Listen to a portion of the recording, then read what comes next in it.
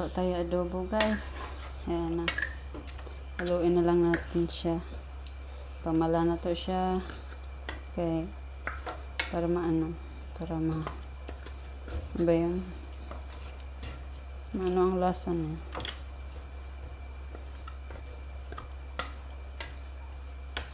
Pwede din natin siya lagyan na ng suka para yung suka maano na siya. Ma-mix na ba? So, lagyan na natin ng suka.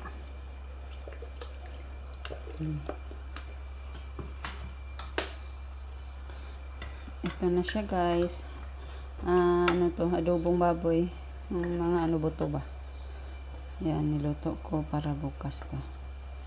May bisita kami bukas, so hindi ako makapagluto ng kuan. Marami akong gagawin. Ako lang bukas. Kasi yung kasama ko mag-off day yan bukas. So, ang kailangan ko is ngayon lutuin para bukas. Hindi na masyadong magluto. Magluto man ako bukas yung ano na lang.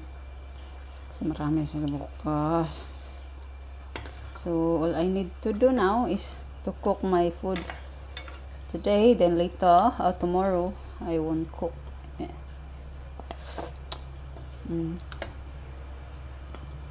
So, hintayin na lang natin yung ano niya na maluto. Ano, actually, naka-ano na to siya. Ayan o. Nalata na siya ba? So, ang sabaw niya, ano ko na, yun pa rin ang inano ko, yun. Tinimplahan ko na lang yung sabaw niya. So, ayan. Para, i-ano na siya yung wala ng tubig. Tsaka na siya, no. Lagyan ng ulit ng suka. Be, sa ngayon, be. Okay naman siya. So, kailangan i-stack pa natin. Para maya na lang natin siya. So, lakasan natin yung apoy natin para hindi siya matagal maluto. Luto na yan siya, pero aso lang, ibabad ba? Ito na yun, guys, yung ginawa ko. September. Sa September pa to eh.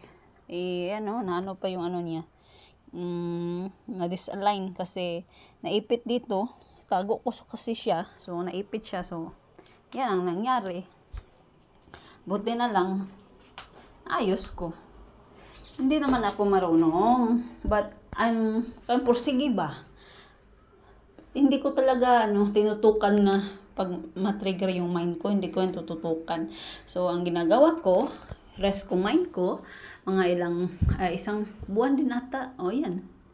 Nagawa ko na, I did it. Bye, guys. Thank you so much for watching. Bye.